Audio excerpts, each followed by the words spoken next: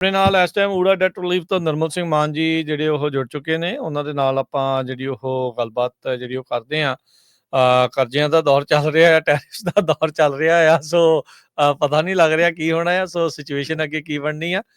Economically ਕਿਸੇ ਵੀ ਪਾਸੇ ਨੂੰ ਜਿਹੜੇ ਹਾਲਾਤ ਉਹ ਜਾ ਸਕਦੇ ਆ, ਪਰ ਤੁਹਾਡੇ ਕੋਲ ਇਹ ਆਪਸ਼ਨ ਲੈ ਕੇ ਆਉਂਦੇ ਨੇ ਵੀ ਤੁਸੀਂ ਜੇ ਬਾਈ ਚਾਂਸ ਫਾਈਨੈਂਸ਼ੀਅਲ ਬਰਡਨ ਦੇ ਵਿੱਚ ਆ, ਡੈਟ ਦੇ ਵਿੱਚ ਆ, ਤਾਂ ਤੁਸੀਂ ਉਸ ਨੂੰ ਕਿਸ ਤਰੀਕੇ ਦੇ ਨਾਲ ਕਰ ਸਕਦੇ ਆ। ਨਿਰਮਲ ਮਾਨ ਜੀ, ਸਭ ਤੋਂ ਪਹਿਲਾਂ ਜੀ ਆਇਆਂ ਨੂੰ ਸਵਾਗਤ ਹੈ। ਸਤਿ ਸ਼੍ਰੀ ਅਕਾਲ ਜੀ। ਸਤਿ ਸ਼੍ਰੀ ਅਕਾਲ। Thank you Raj, thank you, ਧੰਨਵਾਦ। ਸਤਿ ਸ਼੍ਰੀ ਅਕਾਲ ਹਰਜੋਤ ਜੀ, ਸਤਿ ਸ਼੍ਰੀ ਅਕਾਲ। ਸਤਿ ਸ਼੍ਰੀ ਅਕਾਲ ਜੀ। ਅੱਛਾ, ਇੱਕ ਤੁਹਾਡੇ ਨਾਲ ਗੱਲ ਕਰਨ ਤੋਂ ਪਹਿਲਾਂ ਦੱਸਦੇ ਜਾਈਏ, ਟਰੰਪ ਹੁਣਾਂ ਨੇ ਆਲਰੇਡੀ ਬਿਆਨ ਜਿਹੜਾ ਉਹ ਦਾਗਤਾ ਟਰੂਡੋ ਹੁਣਾਂ ਦੇ ਰਿਟੈਲੀਟੇਰੀ ਜਿਹੜੇ ਟੈਰਿਫਸ ਉਸ ਦੇ ਉੱਤੇ, ਕਹਿੰਦੇ ਵੀ ਗਵਰਨਰ ਟਰੂਡੋ ਉਹਦਾ ਹੁਣ ਸੂਬਾ ਮੈਨੂੰ ਲੱਗਦਾ ਕੈਨੇਡਾ ਵਾਲੇ ਬਚ ਕੇ ਰਹੋ, ਆ ਰਿਹਾ ਅਮਰੀਕਾ, ਤੁਹਾਨੂੰ ਅਸੀਂ ਸੂਬਾ ਲੱਗਦਾ ਬਣਾ ਕੇ ਹੀ ਹਟਣਾ ਆ। ਤੇ ਪਰ ਇਹਦਾ ਅਸਰ ਰਾਜਕਨਵੀਰ ਸਿੰਘ ਇਹ ਹੋਇਆ ਵੀ ਜਿਹੜੀ ਉੱਥੇ ਦੀ ਆਪੋਜੀਸ਼ਨ ਪਾਰਟੀ ਸੀ ਨਾ ਕੰਜ਼ਰਵੇਟਿਵ, ਉਹ 26 ਪੁਆਇੰਟ ਉੱਪਰ ਜਾ ਰਹੀ ਸੀ ਟਰੂਡੋ ਦੀ ਪਾਰਟੀ ਤੋਂ। ਜਦੋਂ ਤੋਂ ਹੀ ਆ 3 ਹਫ਼ਤਿਆਂ ਤੋਂ ਇਹ ਗੱਲ ਹੋਈ ਆ, ਤੇ ਮੁੜ ਕੇ ਟਰੂਡੋ ਦੀ ਪਾਰਟੀ 2% ਅੱਪ ਜਾ ਰਹੀ ਆ। ਉਹਨਾਂ ਨੂੰ ਨਹੀਂ, ਫਰਕ ਤਾਂ ਦੇਖੋ ਪੈਂਦਾ ਵੀ ਜਿਹੜਾ ਬੁਲੀ ਦੇ ਮੋਹਰੇ ਕਹਿੰਦੇ ਖੜਦੇ ਆ ਤੇ ਲੋਕ ਉਹਦੇ ਨਾਲ ਜਿਹੜਾ ਉਹ ਜੁੜ ਜਾਂਦੇ ਆ। ਇਹ ਅਕਸਰ ਸੁਭਾਅ ਹੁੰਦਾ ਆ ਆਮ ਲੋਕਾਂ ਦੇ ਵਿੱਚ ਹੀ। ਤਾਂ ਟਰੰਪ ਹੁਣਾਂ ਦੇ ਬਿਆਨ ਦੀ ਜਿਵੇਂ ਚਰਚਾ ਜਿਹੜੀ ਕਰਕੇ ਤੇ ਫਿਰ ਆਪਾਂ ਨਿਰਮਲ ਭਾਜੀ ਦੇ ਨਾਲ ਗੱਲ ਕਰਦੇ ਆ। ਉਹ ਕਹਿੰਦੇ ਵੀ ਗਵਰਨਰ ਟਰੂਡੋ ਨੂੰ ਪਤਾ ਨਹੀਂ ਜਾਂ ਪਤਾ ਨਹੀਂ ਆ, ਜਿੰਨਾ ਤੁਸੀਂ ਵਾਪਸੀ ਸਾਡੇ ਤੇ ਟੈਰਿਫ ਲਾਉਣਾ ਆ, ਇਧਰੋਂ ਓਨਾ ਹੀ ਅਸੀਂ ਟੈਰਿਫ ਹੋਰ ਵਧਾ ਦੇਣਾ। ਸੋ ਮਤਲਬ ਹੁਣ ਲੋਕਾਂ ਦਾ ਮਤਲਬ ਲੱਗਦਾ ਵੀ ਨਿਚੋੜ ਦੇਣਾ ਹੈ ਲੋਕਾਂ ਨੂੰ। ਸੋ ਇਹ ਜਿਹੜੀ ਸਿਚੁਏਸ਼ਨ ਇਸ ਟਾਈਮ ਬਣੀ ਆ, ਇਹ ਈਗੋ ਕਲੈਸ਼ ਆ, ਕੀ ਇਸ ਦੇ ਵਿੱਚ ਹੈਗਾ ਆ, ਕਿਉਂ ਇਹ ਡਿਪਲੋਮੇਸੀ ਨਹੀਂ ਕੰਮ ਕਰ ਰਹੀ, ਕਿਉਂ ਆਪਸੀ ਗੱਲਬਾਤ ਜਿਹੜੀ ਉੱਥੇ ਹੁਣ ਫੇਲ ਹੋ ਰਹੀ ਹੈ, ਚੱਕਰ ਕੀ ਜਿਹੜਾ ਇਸ ਟਾਈਮ ਪੈ ਰਿਹਾ। ਇਹ ਤਾਂ ਚਲੋ ਆਉਂਦੇ ਦਿਨਾਂ 'ਚ ਜ਼ਿਆਦਾ ਆਪਾਂ ਨੂੰ ਪਤਾ ਲੱਗੂਗਾ। ਪਰ ਇਸ ਦੇ ਉੱਤੇ ਬਾਬਤ ਰਿਟੈਲੀਏਟਰੀ ਟੈਰਿਫ ਦੇ ਉੱਤੇ ਟਰੰਪ ਹੁਣਾਂ ਨੇ ਫਿਰ ਜਿਹੜਾ ਇਹ ਬਿਆਨ ਦਾਗ ਦਿੱਤਾ, ਜਿੰਨਾ ਟੈਰਿਫ ਤੁਸੀਂ ਸਾਡੇ ਸਮਾਨ ਦੇ ਉੱਤੇ ਹੋਰ ਲਾਉਂਗੇ, ਉਹਨਾਂ ਹੀ ਜਿਹੜਾ ਤੁਹਾਡੇ ਸਮਾਨ ਦੇ ਉੱਤੇ ਐਕਸਟਰਾ ਟੈਰਿਫ ਜਿਹੜਾ ਆ ਉਹ ਲਾ ਦਿੱਤਾ ਜਾਵੇਗਾ ਜੀ। ਤੇ ਹੁਣ ਆਪਾਂ ਪਹੁੰਚਦੇ ਹਾਂ ਜੀ ਨਿਰਮਲ ਮਾਨ ਜੀ ਦੇ ਨਾਲ, ਉਹਨਾਂ ਨਾਲ ਕਰਦੇ ਹਾਂ ਇਸ ਟਾਈਮ ਗੱਲਬਾਤ। ਨਿਰਮਲ ਮਾਨ ਜੀ, ਹੁਣ ਇਹ ਸਾਰੀਆਂ ਸਿਚੁਏਸ਼ਨ ਜੋ ਇਸ ਟਾਈਮ ਆਪਣੇ ਸਾਹਮਣੇ ਅਨਫੋਲਡ ਹੋ ਰਹੀਆਂ, ਇਕਨੋਮਿਕਲੀ ਜਿਹੜੀਆਂ ਚੀਜ਼ਾਂ ਆ, ਇਸ ਦੇ ਵਿੱਚ ਜਿਹੜਾ ਫਰਕ ਪੈ ਰਿਹਾ ਆ, ਰਿਸੈਸ਼ਨ ਦੀ ਦਸਤਕ, ਰਿਸੈਸ਼ਨ ਦੀਆਂ ਗੱਲਾਂ, ਡੈਟ ਨੂੰ ਲੈ ਕੇ ਜਿਹੜੀਆਂ ਚੀਜ਼ਾਂ ਆ, ਤੁਹਾਡੀ ਇੰਡਸਟਰੀ ਇਸ ਦੇ ਲਈ ਕਿੱਦਾਂ ਰੈਡੀ ਹੋ ਰਹੀ ਹੈ ਜੀ? ਜੀ ਬਿਲਕੁਲ। ਆਈ ਥਿੰਕ ਪਹਿਲਾਂ ਜਿਹੜਾ ਤੁਸੀਂ ਗੱਲ ਕੀਤੀ ਬੜੀ ਇੰਪੋਰਟੈਂਟ ਗੱਲ ਹੈ ਰਾਜ, ਜਿਹੜੀ ਅੱਜ ਬਿਆਨ ਦਿੱਤਾ ਇਧਰੋਂ ਟਰੰਪ ਨੇ, ਇਹ ਲੋਕਾਂ ਦੇ ਇਮੋਸ਼ਨਸ ਨੂੰ ਇਨਵੋਕ ਕਰਨ ਦੀ ਗੱਲ ਹੈ। ਐਂਡ ਆਫ ਦਾ ਡੇ ਜਿਹੜਾ ਓਵਰਆਲ ਜਿਹੜਾ ਵੱਡਾ ਏਜੰਡਾ ਉਹਦੇ 'ਚ ਇਹ ਹੈ ਪਲਾਨ ਜੋ ਨਜ਼ਰ ਆ ਰਿਹਾ ਕਿ ਜੇ ਟੈਕਸ ਕੱਟਸ ਜਿਹੜੇ ਨੇ ਟ੍ਰਿਲੀਅਨਸ ਆਫ ਡਾਲਰਸ ਦੇ ਬਈ ਕਾਰਪੋਰੇਸ਼ਨ ਨੂੰ ਜਾਂ 4.5 ਟ੍ਰਿਲੀਅਨ ਦੇ ਦੇਣੇ ਜਿਹੜੇ। ਹਾਂਜੀ। ਸੋ ਟੈਕਸ ਕੱਟਸ ਨੂੰ ਕਿੱਦਾਂ ਆਪਾਂ ਇਹਨਾਂ ਨੇ ਕਵਰ ਕਰਨ ਵਾਸਤੇ ਕੀ ਹੈ ਕਿ ਜਿਹੜਾ ਇਹ ਟੈਕਸ ਜਿਹੜਾ ਲੋਕਾਂ ਦੇ ਵੱਧ ਪੈ ਜਾਣਾ, ਬਿਕੋਜ਼ 25% ਜਿਹੜਾ ਟੈਰਿਫ ਪੈ ਰਿਹਾ ਦੋਵੇਂ ਪਾਸਿਆਂ ਉੱਤੇ ਜਾਂ ਹਰ ਕੰਟਰੀ ਉੱਤੇ ਪੈ ਰਿਹਾ, ਉਹਦਾ ਫਾਇਦਾ ਗਵਰਨਮੈਂਟ ਨੂੰ ਹੋਣਾ ਹੈ ਤੇ ਨੁਕਸਾਨ ਲੋਕਾਂ ਨੂੰ ਹੋਣਾ। ਸੋ ਗਵਰਨਮੈਂਟ ਦਾ ਖਜ਼ਾਨਾ ਭਰੀ ਜਾਣਾ, ਉਸ ਖਜ਼ਾਨੇ ਨਾਲ ਲੋਕਾਂ ਨੂੰ ਹੋਰ ਟੈਕਸ ਉਧਰੋਂ ਟੈਕਸ ਕੱਟਦੇ ਹੀ ਜਾਣੇ ਆ। ਇਧਰੋਂ ਲੋਕਾਂ ਦੇ ਉੱਤੇ ਆਮ ਪਬਲਿਕ ਉੱਤੇ ਜਿਹੜਾ ਬਿਲਕੁਲ ਮਿਨੀਮਮ ਵੇਜ ਕੰਮ ਕਰਦਾ, ਜਿਹੜਾ ਅੰਡੇ ਚੌਲ ਦਾਲ ਲੈਂਦਾ, ਉਹਨੂੰ ਵੀ ਸਾਰੇ ਟੈਕਸ ਵੱਧ ਦੇਣੇ ਪੈਣੇ ਨੇ। ਸੋ ਇੱਕ ਤਰੀਕਾ ਦੀ ਇਹ ਸੋਚੀ ਸਮਝੀ ਜਿਹੜੀ ਸਟ੍ਰੈਟਜੀ ਉੱਤੇ ਕੰਮ ਕਰਦੇ, ਐਟਲੀਸਟ ਅਮਰੀਕਨ, ਨਾਟ ਕੈਨੇਡੀਅਨ ਨੂੰ ਤਾਂ ਕੁਛ ਨਾ ਕੁਛ ਕਰਨਾ ਹੀ ਪੈਣਾ ਸੀ ਆਪਣੀ ਇਕਨੋਮੀ ਨੂੰ ਰੱਖਣ ਵਾਸਤੇ ਜੀ। ਸੋ ਇਹਦੇ ਉੱਤੇ ਟਰੰਪ ਨੇ ਅੱਗੇ ਵੀ ਕਿਹਾ ਸੀ ਤਕਰੀਬਨ 2-3 ਹਫ਼ਤੇ ਪਹਿਲਾਂ, ਕਿ ਪਹਿਲਾਂ ਤਾਂ ਕਹਿੰਦਾ ਸੀ ਨਾ ਆਉਂਦਿਆਂ ਹੀ ਮੈਂ ਖਤਮ ਕਰ ਦੂੰਗਾ, ਸਾਰੀ ਮਹਿੰਗਾਈ ਦਾ ਫੱਟੇ ਚੱਕ ਦੂੰਗਾ, ਪਰ ਹੁਣ ਕਹਿੰਦਾ ਕਿ 1 ਸਾਲ ਤੱਕ ਨਾ ਮੈਨੂੰ ਛੇੜਿਓ। 1 ਸਾਲ ਤੱਕ ਤੇ ਜਿਹੜੇ ਆ this is too difficult to ਆਪਣਾ ਰੇਟ ਘਟਾਉਣ ਤੇ। ਹਾਂਜੀ। ਔਰ ਸਾਲ ਤੱਕ ਹੋਣਾ ਕਿ 1 ਸਾਲ ਤੱਕ ਲੋਕਾਂ ਨੂੰ ਤਕਰੀਬਨ ਆਦਤ ਪੈ ਜਾਣੀ ਹੈ, ਹੋਰ ਕੁਛ ਨਹੀਂ ਹੋਣਾ। ਤੇ ਆਈ ਡੋਂਟ ਥਿੰਕ ਕਿ ਇਸ ਟਾਈਮ ਜਿਹੜੀ ਸਿਚੁਏਸ਼ਨ ਚੱਲਦੀ ਪਈ ਹੈ, ਨਾ ਇੰਟਰਸਟ ਰੇਟ ਘਟਣੇ, ਕਿਉਂਕਿ ਇਨਫਲੇਸ਼ਨ ਵੱਧ ਜਾਣੀ ਹੈ ਅੱਜ ਤੋਂ ਦਿਨ ਦੇ ਉੱਤੋਂ। ਔਰ ਜਦੋਂ ਇਨਫਲੇਸ਼ਨ ਵੱਧ ਗਈ ਔਰ ਜਿਹੜਾ ਇੰਟਰਸਟ ਰੇਟ ਘਟਾਏ ਤੇ ਫਿਰ ਬਹੁਤ ਵੱਡੀ ਰਿਸੈਸ਼ਨ ਇੱਥੇ ਆ ਜਾਣੀ ਹੈ। ਅੱਜ ਦੇਖ ਲਓ ਸਟਾਕ ਮਾਰਕੀਟ ਕਾਫੀ ਜ਼ਿਆਦਾ ਕ੍ਰੈਸ਼ ਕੀਤੀ ਹੈ, ਕੱਲ ਵੀ ਕ੍ਰੈਸ਼ ਕੀਤੀ, ਅੱਜ ਵੀ ਕ੍ਰੈਸ਼ ਕੀਤੀ ਹੈ ਜੀ। ਸੋ ਜਦੋਂ ਮਾੜੀ ਜੀ ਵੀ ਉੱਤੇ ਜਾਏ ਤਾਂ ਫਿਰ ਬਹੁਤ ਰੌਲਾ ਪਾਉਂਦੇ ਹੁੰਦੇ ਕਿ ਹਾਂਜੀ ਚੱਕਦੇ ਫੱਟੇ ਅਸੀਂ ਤਾਂ ਨਿਹਾਤੀਆਂ ਨੇਰੀਆਂ, ਅਸੀਂ ਤਾਂ ਘਮਾਤੀਆਂ, ਬਹੁਤ ਵਧੀਆ ਹੈ, ਪਰ ਹੁਣ ਕਿਸੇ ਨੇ ਨਹੀਂ ਬੋਲਣਾ। ਨਿਰਮਲ ਭਾਜੀ, ਇਹ ਨਾ ਇੱਕ ਕੁਐਸਚਨ ਮੇਰਾ ਜ਼ਰੂਰ ਆ, ਆਪਣੀ ਕਮਿਊਨਿਟੀ ਬਹੁਤ ਵੱਡੀ ਟਰੱਕਿੰਗ ਇੰਡਸਟਰੀ ਦੇ ਵਿੱਚ ਆ। ਟਰੱਕਿੰਗ ਇੰਡਸਟਰੀ ਅਨਫੋਰਚੂਨੇਟਲੀ ਪਿਛਲੇ 3-4 ਸਾਲ ਤੋਂ ਬਹੁਤ ਡਾਊਨ ਰਹੀ ਆ। ਪਰ ਜਿਸ ਹਿਸਾਬ ਨਾਲ ਆਪਾਂ ਸਵੇਰੇ ਖਬਰ ਸਾਂਝੀ ਕੀਤੀ ਆ ਵੀ ਮੈਕਸੀਕੋ ਵਾਲੇ ਬਾਰਡਰ ਤੋਂ ਜਿਹੜੇ ਦੋਨੋਂ ਹੀ ਬਾਰਡਰ ਆ, ਟੋਟਲੀ ਉੱਥੇ ਕੋਈ ਟਰੱਕ ਵੀ ਐਂਟਰ ਨਹੀਂ ਹੋਇਆ। ਕਿਉਂਕਿ ਹੁਣ ਮੰਨ ਲਓ ਜੇ ਐਵਾਕਾਡੋ 25% ਉਹਨਾਂ ਦੀਆਂ ਕੀਮਤਾਂ ਵੱਧ ਗਈਆਂ ਤੇ ਉਹ ਤੋਂ ਘੱਟ ਪ੍ਰਾਈਸ ਤੋਂ ਜੇ ਇੱਥੇ ਮਿਲਦੀਆਂ ਹੋਈਆਂ ਜਾਂ ਇੰਨੀਆਂ ਮਹਿੰਗੀਆਂ ਹੋ ਗਈਆਂ, ਸੋ ਅਨਸਰਟਨਟੀ ਬਹੁਤ ਆ।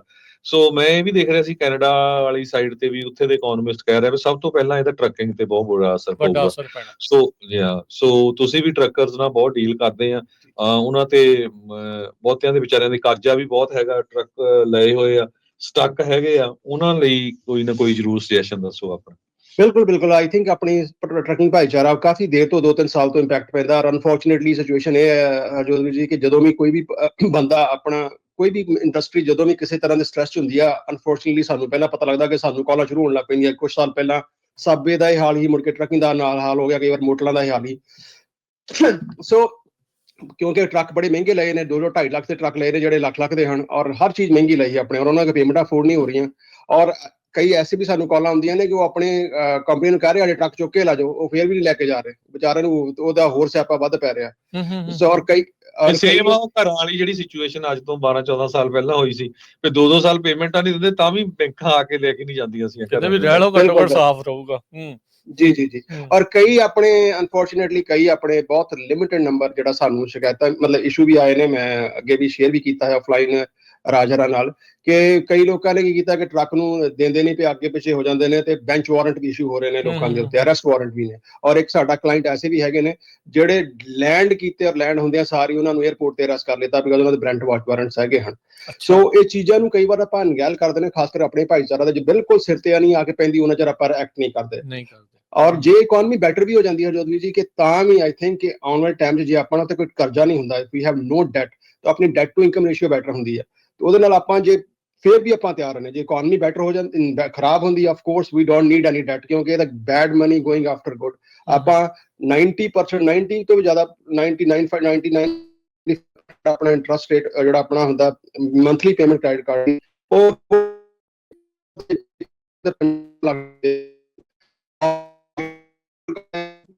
ਆਲਮੋਸਟ ਪਿਛਲੇ 16-17 ਸਾਲ ਦੇ ਉੱਤੋਂ ਵੀ R one of the largest ਜਿਹੜੀ ਜਿਹੜੀ ਗੋਰੀ ਕੰਪਨੀ ਹੈਗੀ ਹੈ। ਸੋ ਵੀ ਆਰ ਟਾਪ 10 ਕੰਪਨੀਜ਼। ਇੱਕ ਨਿੱਕਾ ਪੈਸਾ ਚਾਰਜ ਨਹੀਂ ਕਰਦੇ ਜਿੰਨਾ ਚਿਰ ਆਪਣੇ ਕਲਾਇੰਟ ਦਾ ਕਰਜ਼ਾ ਮਾਫ ਨਹੀਂ ਹੋ ਜਾਂਦਾ।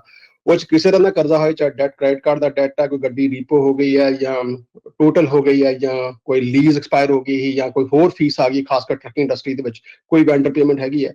ਸੋ ਉਹ ਸਾਨੂੰ ਕਾਲ ਕਰ ਲੈਂਦੇ, ਜਿਹੜੀਆਂ ਵੀ ਆਪਸ਼ਨਸ ਨੇ, ਚਾਹੇ ਡੈਟ ਸੈਟਲਮੈਂਟ ਹੈ, ਡੈਟ ਕੰਸੋਲੀਡੇਸ਼ਨ ਹੈ, ਬੈਂਕਰਪਸੀ ਹੈ, we can review all those, ਤੇ ਉਹਦੇ ਨਾਲ ਉਹਨਾਂ ਦਾ ਜਿਹੜਾ ਬੈਸਟ ਆਪਸ਼ਨਸ ਹੈ ਉਹਨਾਂ ਨੂੰ, ਔਰ ਸਟਿਲ ਜੇ ਅਪ ਟੂ 60% ਬਚਦੇ ਨੇ, ਉਹਦੇ ਬਾਅਦ ਵੀ ਸਾਰੇ ਜਿਹੜੇ ਬਾਕੀ 40% ਰਹਿੰਦੇ ਨੇ ਉਹ ਤੁਸੀਂ ਮੰਥਲੀ ਇੰਸਟਾਲਮੈਂਟ ਬਣਾ ਸਕਦੇ ਹੋ, anywhere firm 6 months to 4 years।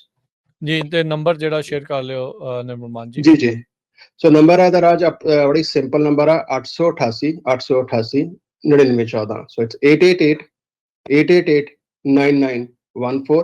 ਔਰ ਸਾਡੀ ਵੈਬਸਾਈਟ ਹੈ oora.org, OORAA.org। ਅੱਛਾ ਜੀ। ਤੇ ਦੂਸਰਾ ਆਪਣੇ ਨਿਰਮਲ ਭਾਜੀ, ਜਿਸ ਤਰ੍ਹਾਂ ਤੁਸੀਂ ਦੱਸਿਆ ਪਹਿਲਾਂ ਸਾਬੇ ਸੀ, ਉਹਨਾਂ ਨੂੰ ਹੁਣ ਟਰੱਕਿੰਗ ਇੰਡਸਟਰੀ, ਇੱਕ ਜਿਹੜੀ ਹੋਰ ਇੰਡਸਟਰੀ ਆਪਣੇ ਉਹਦੇ 'ਚ ਵੀ ਬਹੁਤ ਆ ਭੈਣ ਭਰਾ, ਲਿਕਰ ਸਟੋਰ, ਗਰੋਸਰੀ ਸਟੋਰ, ਇਸ ਇੰਡਸਟਰੀ ਦੇ ਵਿੱਚ ਉਹਨਾਂ ਦੀ ਜਿਹੜੀਆਂ ਸੇਲਸ ਆ 25 ਤੋਂ 40% ਘਟ ਗਈਆਂ ਪਿਛਲੇ ਕੁਝ ਮਹੀਨਿਆਂ ਦੇ ਵਿੱਚ।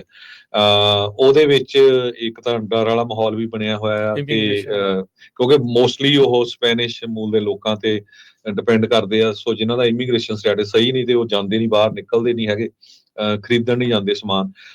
ਸੋ ਉਹਨਾਂ ਦੇ ਜਿਹੜੇ ਰੈਂਟ ਬੜੇ ਹਾਈ ਹੈਗੇ ਆ। ਜਿਨ੍ਹਾਂ ਨੇ SBA ਲੋਨ ਲਏ ਸੀ ਪਹਿਲਾਂ 3-4% ਤੇ ਸੀ, ਉਹ ਆਲਮੋਸਟ ਹੁਣ 9-9.5% ਤੇ ਚੱਲ ਗਿਆ।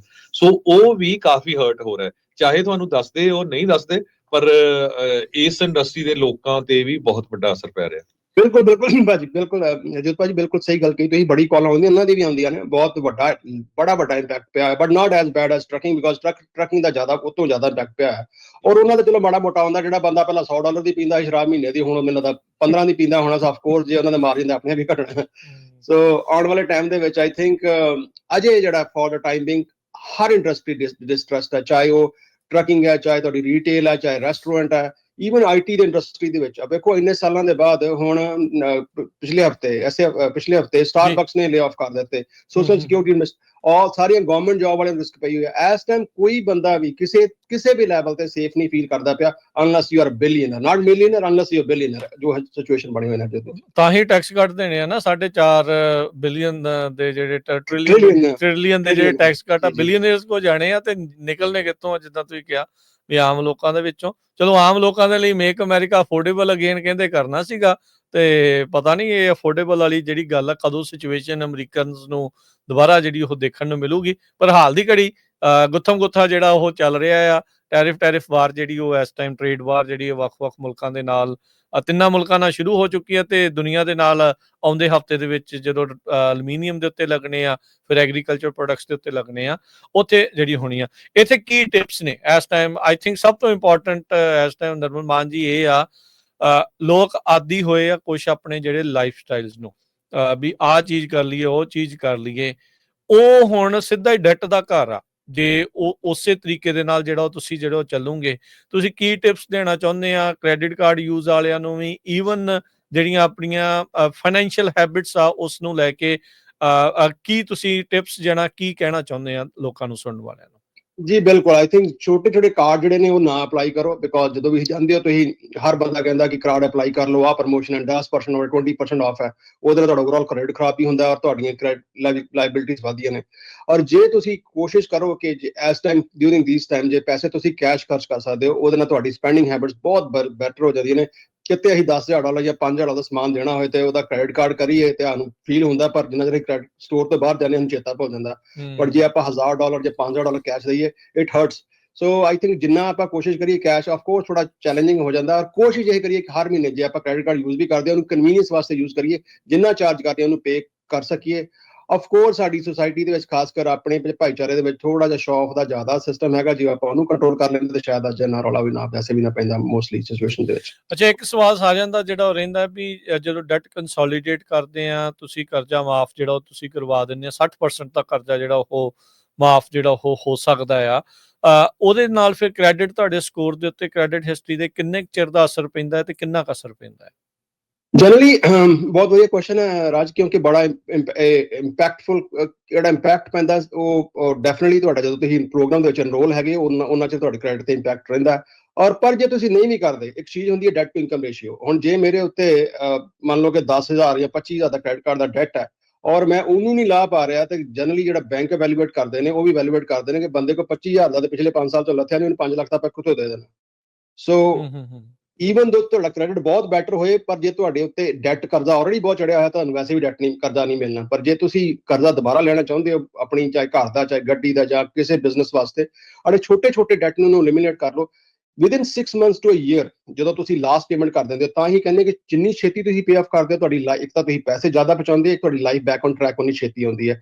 ਸੋ ਜਿੰਨੀ ਛੇਤੀ ਪੇ ਕਰੋਗੇ, ਸੋ within 6 months to a year ਜਿਹੜਾ ਤੁਹਾਡਾ ਸਕੋਰ, ਜਿਹੜਾ ਤੁਹਾਡਾ ਅੱਜ ਹੈਗਾ, ਜਦੋਂ ਤੁਸੀਂ ਐਨਰੋਲ ਕਰਦੇ ਹੋ ਉਦੋਂ ਉਹ ਲਾਸਟ ਪੇਮੈਂਟ ਤੋਂ ਬਾਅਦ 6 ਮਹੀਨੇ ਤੋਂ ਲੈ ਕੇ ਸਾਲ ਤੱਕ ਤੁਹਾਡਾ ਸਕੋਰ ਉਹਨਾਂ ਜਾਂ ਉਸ ਤੋਂ ਬੈਟਰ ਹੋ ਜਾਏਗਾ। ਜੀ ਜੀ ਬਿਲਕੁਲ। ਸੋ ਸਰੋਤਿਓ, ਜੇ ਡੈਟ ਨੂੰ ਲੈ ਕੇ ਤੁਹਾਨੂੰ ਕੋਈ ਸਵਾਲ ਆ, ਕਰਜ਼ਾ ਮਾਫ ਕਰਵਾਉਣਾ ਆ, ਉਲਝਣ ਦੇ ਵਿੱਚ ਫਸੇ ਆ ਆਰਥਿਕ ਤੌਰ ਦੇ ਉੱਤੇ, ਤੇ ਕੋਈ ਸਲਾਹ ਲੈਣੀ ਚਾਹੁੰਦੇ ਆ, ਤਾਂ ਨਿਰਮਲ ਮਾਨ ਜੀ ਦੇ ਨਾਲ ਤੁਸੀਂ ਕੰਟੈਕਟ ਜਿਹੜਾ ਕਰ ਲਓ 8888889914 888 888 9914 ਦੇ ਉੱਤੇ ਸੰਪਰਕ ਜਿਹੜਾ ਤੁਸੀਂ ਕਰੋ। ਤੇ ਬਾਕੀ ਸਲਾਹ ਭਾਈ ਇਹੀ ਆ, ਇਸ ਟਾਈਮ ਚਾਦਰ ਦੇਖ ਕੇ ਪੈਰ ਪਸਾ ਦਿਓ, ਤੇ ਚਾਦਰ ਥੋੜੀ ਕੱਟ ਲਓ, ਹੋਰ ਛੋਟੀ ਹੋ ਜਾਵੇ, ਤਾਂ ਜੋ ਪੈਰ ਹੋਰ ਵੀ ਘੱਟ ਜਿਹੜੇ ਉਹ ਬਾਹਰ ਨੂੰ ਜਿਹੜੇ ਉਹ ਜਾਣ। ਸੋ ਜੀ ਬਿਲਕੁਲ। ਸੋ ਮਿਹਰਬਾਨੀ, ਧੰਨਵਾਦ ਨਿਰਮਲ ਮਾਨ ਜੀ, ਬੜਾ ਸ਼ੁਕਰੀਆ, ਧੰਨਵਾਦ, ਸਤਿ ਸ਼੍ਰੀ ਅਕਾਲ ਜੀ। Thank you Raj, thank you ਜਤਾ ਜੀ, ਥੈਂਕ ਯੂ ਵੈਰੀ ਮਚ, ਸਤਿ ਸ਼੍ਰੀ ਅਕਾਲ ਜੀ।